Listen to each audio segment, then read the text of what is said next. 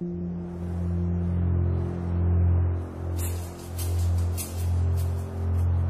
the stunt we're trying to do is two Volvo trucks speeding down the highway towards the tunnel, and I have to walk across a line before they come to the tunnel. Because basically, if I don't finish walking across the line, the mid part between the tunnel will hit the line, it'll pop, and I will fall. In the event that we do have an accident, it'll be myself or Robin that will obviously call for assistance. So what do you think of this stunt? It's crazy. It's crazy.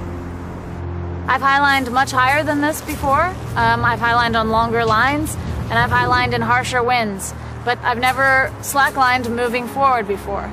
Too far apart, the rope breaks, too near together, she falls off. I try not to let very much go through my mind. It's better to just focus on walking and getting to the anchor.